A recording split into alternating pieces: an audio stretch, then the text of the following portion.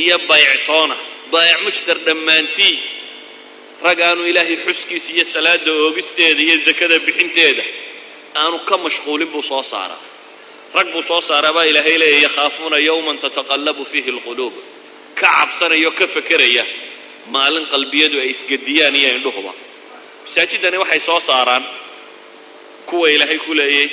إنما يعمر مساجد الله من آمن بالله واليوم الآخر وأقام الصلاة وآتى الزكاة ولم يخش إلا الله فعسى أولئك أن يكونوا من المهتدين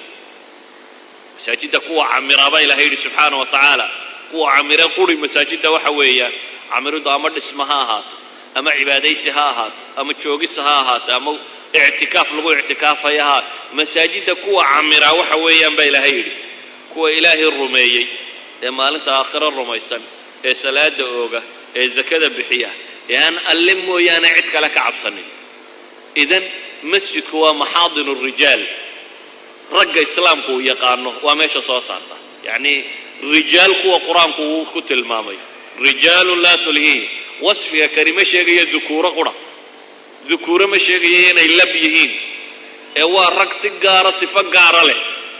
waa ragaan ragga la sinay يعني رجل يغني عادي يذكر كلا شغو وكوحان لم يدحي ساد رادد بالقرآن كوصف الرجال واستعماله يضا وصف اللغة جيده وحصاص ركوي لها لمسجد نصص على تقوى من أول يوم حق أن تقوم فيه رجال يحبون أن يتطهروا والله يحب المطهرين رجال رقبة إلهي رجال إن إصطاهر يلات وذنب معصي حمو نجاسات وحول بين طاهر يلان مساجد بين الله نحي ومكان للصلاة كو سين وذا نقامه صلاتنا أعماش المسلمين تقبطان عمل وقبطان وشيء قوي وشيء كو إلهي يقول حدنا سبحانه وتعالى وشيء تنظيم ككبرتاني النظام وشيء كبرتان دقة يقفك مؤمن كينو بنش ولا هذا طايمينو كنا قمه ونلشيسو قيب سناته وشيء قفك مسلم كي وكبرت المساواة مجتمعين السمية هي ومال قرى وسقوط يماده كوا حكومة يكلا حكومة كفقير كايا كان فقير كاين ما أنت مجتمعات يعني وحي تعلي يندقوا السناده لكن نوادي دي مالية عيارية وحي لقوا السناوة وطبقات وحي وكلا إنسان تدخل وكلا هنتي بدني وهي طبقات كالرئيسة نادي أي فريستان كوب كيس شاه مجوين سيدادو sida daraaddeed iyadoo lagu odhan baxbaad dani ku saar ama dadka muslimiinta ama lacag badno ama lacag yarow you should be masaajidka dhimanaysa idan masaajidka waxa jooga kii faqiirka iyo kii qaniga qani kasta aad u baahantahay taajir kasta aad u baahantahay hadaad masaajidka soo hortaagto mujtamacuna uu muslimiyo waad helaysaa albaab xidhan ma idan masaajidku waa meel sameeya yani salaada tariiq qiimay leedahay kow qofku inuu ogol yahay inuu ilaahay u hoggaansamo bay calaamad u tahay oo qofka mu'minkii markuu masaajidka soo galo ee aad madaxa dhulka saarta macnaheedu waa maxay yani madaxaaga ma meel ka qaalisan ma garanaysa maalin oo dhan waad nadiifisaa waad ilaalisaa waad qurxisaa waad soo fool dhaqataa xabajadaad ka ilaalisaa waad shaambooysaa saliidaad marsataa ma ogolid wax yar inay ku duulaan ma ogolid madaxaaga inaad ninna hoos ugu dhigto inaad raaficu raas madaxaad kor taagtaa baad jeceshay waanaad cidna laakiin masaajidka marka soo gasho waxaad ogoshay inaad dhulka ku xoqdo معنى ذلك وامحي واستسلام مطلق لرب العالمين وحد هذا هل كان مركاني ما ضه إلهي وهذا كوه قانسني فودنا طولك كوه يسمعناه دو حويا ربنا قانسني سبحانه وتعالى إذن وعبادها الكيود ميسي هذه واحدة ثانيا مساجد كوه حصاص يا رجع إلهي وهو قانسن وحصاص يا طبقات أسيسكو ضمتك ولا لها سدح جلسة السفك كوره ودتاجر wuxuu soo saaraya masaajidku dad la rabo inay munadamiin ahaadaan oo waqtigoodu uu tirsanaado waqtigana waa salaad subax tani waa duhur tani waa casr tani waa cisha tani waa maghrib you should be punctual qofka muslimka waxa laga rabaa in waqtiga ilaaliyo walidaalك ba salaadihi oo dhan waqti loo yeelay mid walba leeyahay waqtiga kaalay muadinka dhawaqiisa dhageyso soo xaadir waxay tilmaamaysaa sinaan iyo dadka inaanu kala sarraynin waxay tilmaamaysaa awaamir iyo kala dambayn qof qura ku tukinaya baa leeyahay intiina kala dhab isaga raaciyadu واحد إمام فقط أي سكين ارتاقية أنت كلا يتاقى لكن محوك وتكينيا نظام ليس له أقولي حي صلاة الله أكبر كبل عبنته assalaamu calaykumna ku dhammaataa nidaamkaa hadduu isaguna qaldo waa loo sheegaya subxaana allah baad leedahay hadduu nidaamkii wax ka dhaafo idan waa tambiih aad leedahay nidaamkii alla dejiyay aynu isku raacsanayn qad khaalaft waad khilaaftay ku soo noqo aad leedahay idan waa tarbiya dhammaystiran salaad in la tukadaa waa tarbiya bikulli macaani tarbiya idan masaajidka dowrkiisu waa meeshaasi la leeyahay qof kastoo muslimi war xataa salaada gurigaa ku tukan baa la yidhi salaadaad masaajidka ku tukataa waxay dheertay salaada kale baa la yidhi maxay 7 casaro aad gurigaaga ku tukatay ama suuqa ku tukatay iyo hal casaro aad masaajid ku tukataa isku qiimaa waxaa la rabaa inaad training kan qaadatid waxaa la rabaa inaad salaad qura tukatid lama rabo waad keligaa ilaahay fooda dhulka u dhigtid oo qura lama rabo waxaa la rabaa inaad salaadna tukato mujtamacna aad la noolaan kartid oo wax la yeelan kartid oo la wadaagi kartid oo aad isdhex geli kartaan oo taraabut uu soo dhici karo oo iman karto mukhaalafaadka xataa dadka dhexdiisa ka yimaada walidaalika baa si nidaamka iyo dadnimada loo ilaaliyo waxa layna baray masaajidku inuu nidaam yeesho war haddaad basal iyo toon ka soo dheragta baa lagu yidhi masaajidka ha imanin maa macnaa dalik culamadu waxay yidhahdaan xadiidkaa waxaa looga qiyaas qaataa kullu maa yuta'addaa bihi nnaas wax kasta oo dadka dhibaya inaad masaajidka la imanin maa macnaa dalik bulshada inaad ula imanin wax dhibaato ku ah idan masaajidku waa meel qasab lagugu soo xeraynayo lagu rabo inaad timaado haddana lagu rabo inaad timaado adigoo nidaam ku dhaqmaya lagaa rabo inaad timaado adigoon qofna dhibaynin wuxuu nabigu yidhi salawaatu ullahi wasalaamu calayh masaajidka qofkii soo gelayow war warankaaga afkiisa qabsa buu nebigu yidhi yacni iyow soo bixin marnaba qof muslima inaad adya ku samaysa wuxuu nebigu ku yidhi ninkii masaajidka qaylqayliyey intuu soo galay mucaawiyata bnu alxakam axaadiistaasoo dhan waa axaadiis saxiixa bukhaari ku taalla ninkii intuu masaajidka soo galay isna muslim buu ku yaalla dhawaaqay intuu nin hindhisay dabeetana yarxamuka allah xagga dambe ka yidhi saxaabadu ay indhaha ku gubeen yidhi war maxay iga soo eegaysaan hooyadiin idinka goblantaye iyana ay bawdada u garaacayaan oo aamu bay leeyihin markii salaaddii la dhameeyuu nebigu yidhi war kumuu ahaa kii hadlayay nin baa yidhi ilaahay rasuulkiisiiyo anigu ahaa wuxuu nebigu yidhi waxa aad shubayseen oo dhan masaajidka looguma talagelin ee waxaa loogu talagalay ilaahay dikrigiisa iyo xuskiisa qaaduuraad oo dhamina masaajidka waa ka mamnuuc waxa xun oo dhan masaajidka lama rabo in lala yimaado inamaa hiya lidikri illahi wasalaa wa qira'ati alqur'aan buu nebigu ku yidhi kii ku kaajay ninkii reer miyiga intuu soo cararay masaajidka suu isaga joogay unbuu halkaa dambe intuu yaro faadhumaystay unbuu iska kaajay dabeetana saxaabada ku qaylisay mahmahma waarka jooji kaadida nebigu wuxuu ku yidhi training buu siinayay iyo bulshadu siday u wada dhaqanto hadduu qof qaldamo ma in dhulka lala dhacaaba wuxuu nebigu ku yidhi salawaatu ullahi wasalaamu calayh waar kaadida ha ku goynina iska daayay waa qaldamay ficlan masaajid buu kaadi la yimi waa wax xun laakiin haddana nebigu wuxuu ku yidhi laa tuzrimuu kaadida ha ku goynina iska daaya iska kaadi dhammaysteen waayo ku qaylinta lagu qayliyaa maxay taraysaa masaajidkii nijaasow waxay taraysaa inuu naxo in kaadidu ku goodo inuu marada iska sii nijaaseeyo meel kale oo masaajid ka mida inuu kaadida la sii cararo u sii nijaaseeyo xumuun baa sii kordhaya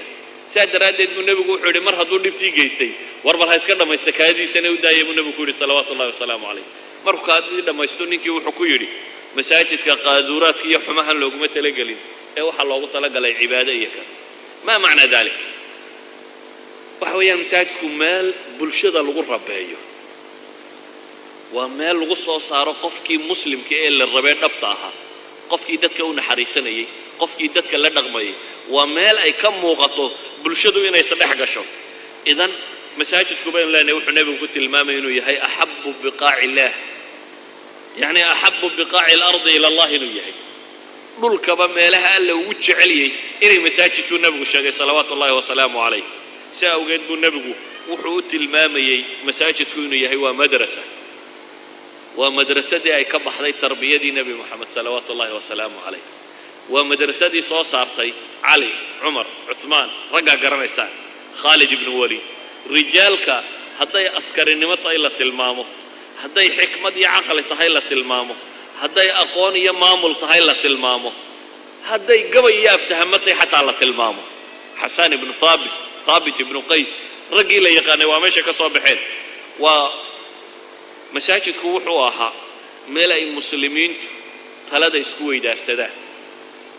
meel ay muslimiintu talada isku weydaarsadaan. walidaalika isagaa baarlamaan u ahaa.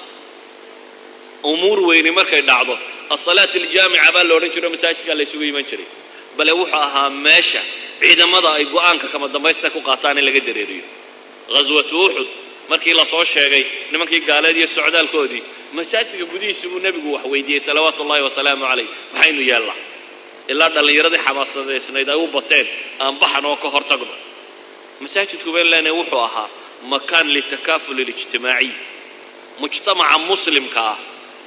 meel ay isku xidhnaantooda iyo wax istarkooda u muuqdo oo kooda baahani u yimaado. waa kii xadiidkii saxiixa tilmaamayey inay yimaadeen dad mujtaabiyinimo kuwa maryuu dildilaacsan yihiin oo reer mudar oo aad baahi uga muuqato. dabeetana nebigu intuu salaaddii markii la tukaday argagaxay u istaagay oo uu lahaa wax soo siiya.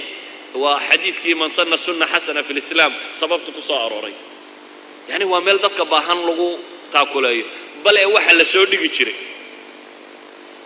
soo dhigi jiray alaabada iyo xoolaha. beertu markay go'do dadka muslimiintii nin waliba canquud beertiisa intuu ka soo qaado timirta waa idinkan arkood dee waa laan isku baxday sidan muuska oo kale, yani canquud dhan oo xidhan ayaa inta la soo qaadaa masaajidkay ku dhex xidhi jireen saxaabadu. masaajidka markaad soo gasho timir baa ka laalaado iskaga xidhan oo dadka muslimiinta ee baahane ay ka qaataan ama laga siin jiray, si axaadiista saxiixa ay ku soo aroortay. wuxuu ahaan jiray masaajidku xataa xoolaha la keeno in isaga dhexdiisa lagu qaybin jiray oo dadka lagu siin jiray. walidaalika baa baxrayn markii calaa alxadrami saxaabigii la odhan jiray markuu ka soo diray xoolaha tirada badan leh sida xadiidkii bukhaari tilmaamayey, xoolihii markii la keenay nebigu uma aabayelin, halkaa masaajidka iskaga quba buu yidhi. masaajidkaa lagu dhex daadiyey xoolo ciidda ka barinta la keenay. xoolaha iyo dhankoodaba muu eegin, nebigu salaaddiisiibu iska galay, waa la tukaday. salaadda markii laga baxay ayaa dadkii soo wada hanqal taagan iyagoo xoolo doonaya. waxaa la yidhi qof maalintaa nebiga wax muu weydiisan ilaa iyo wuu u raray qaata buu ku yidhi, xoolo agtiisa qiimo kuma fadhin. markii dambe cabbaas u yimi baa la yidhi, markaasuu yidhi ilaahay rasuulkiisiiyow waad ogto anigu beder isaga iyo caqiilba waa la qabtay. caqiil ibn abi aalib dadkii xabsiga loo qabsaday buu ahaa, maxaabiistii lagu qabtay beder. aniga iyo caqiilba xoolihii lagu furtay buu yidhi anaa bixiyey, xoolihii anaa ka bixiyey, saydiina anaa ka bixiyey. dee adduunkii oo dhan muslimiinta iga qaaday oo xoolo iguma hadhin, waxa lay siiyey buu ku yidhi nebiga salawaatu ullahi wasalaamu calayh. gura buu ku yidhi nebigu taas. cabbaas maruu dhigto wuu ku guray sidii u gurayay bay maradii buux dhaaftay. dabeetana qaad buu isira wuu la kici kari waayey maradii markay buuxsantay. markaasuu wuxuu yidhi ilaahay rasuulkiisiiyow kuwan mid amar ila qaada oo tuurta ii saara. wuxuu nebigu ku yidhi salawaatu ullahi wasalaamu calayh cidna amri maayo. markaasuu ku yidhi haddaa adigu ii saar ila qabo oo tuurta ila saar, anna kula saari maayo buu nebigu ku yidhi. dabeetana inbuu iska guray, markaasuu is yidhi qaad, uu la kici waayey haddana. markaasuu yidhi ilaahay rasuulkiisiiyo kuwan amar mid tuurta ila saara. nebigu wuxuu yidhi cidna amri maayo, adigu ila qabo buu yidhi haddaba ila saar. wuxuu nebigu yidhi kula saari maayo. markaasuu haddana in kale iska gura. markii dambe isku dayo intii kale u rujiyey, markaasuu qaaday. intuu la sii baxay waxaa la yidhi nebigu wuu eegayey salawaatu ullahi wasalaamu calayh, ilaa intuu masaajidka sii baxayo fogaanayey wuu eegayey isagoo yacni la cajabsan dadka iyo xoolaha siday u jecel yihiin loo urursanayo, isagoo la cajabsan. waxaa la yidhahaa nebigu dirham kalama bixin meesha masaajidka gudihiisii waa la keenay, saasaa gooyaasha loogu gurtuno la xamaasha. dirham isagu kalama bixin masaajidka. idan masaajidku wuxuu ahaa dadka muslimiinta ah meel wax loogu qaybiyo. saa daraaddeed waxaan leenahay masaajidku dadka muslimiinta wuxuu ahaa xataa wuxuu ahaa naadi ay adabkooda ku soo bandhigaan. sida awgeed ayaa markii mushrikiintu ay soo caayaan saxaabada ama islaamka wax laga sheega ama caynka, nebiguna wuxuu odhan jiray xasaan ibnu haabit waa nin gabayaaya oo saxaabada ka tirsan, uhujuhum waar weerar nimanka buu odhan jiray xasaanow. xasaan inta mimbar masaajidka loo dhigo ayuu gabay la kori jiray isagoo gaalada maagaya islaamkana u gargaaraya. bale intuu nebigu u duceeyo ayuu wuxuu odhan jiray allahuma ayidhu biruuxi alqudus, ilaahayow ku kaalmee jibriilla. yani warmaha hadalkee uu ku ridaya nimankaa uu difaacayo ku kaalmee, ilaahu jibriilla ugu kaalmee buu odhan jiray nebigu salawaatu ullahi wasalaamu calayh. idan gabay ayaa lagu soo bandhigi jiray. bal cayaar bay ku soo bandhigi jireen markay faraxsan yihiin waxa ku intana sheegayaaba waxa laga yaabaa iyadoo baaba inaad bukhaari ka wada hesho baabu kada baabu kada baabu kada baabu kada isagoo imaam al-bukhari mid kasta uu baabaystay oo xadiis ku soo hoos aroorinaya waxa kamida inuu nabigu salawaatu ullaahi wa salaamu alayhi hatta al-aabtoodi ciyaarihii warmaaha waa kuwii nimanka xabashiyeed maalintii ciideed intay ku soo bandhigeen Aisha ay lahayd anna waan daawanay oo nabiga intuu isku kay gudbay baa nabiga dhabarkiisa istaagay dabeetana ciyaartii baan daawaday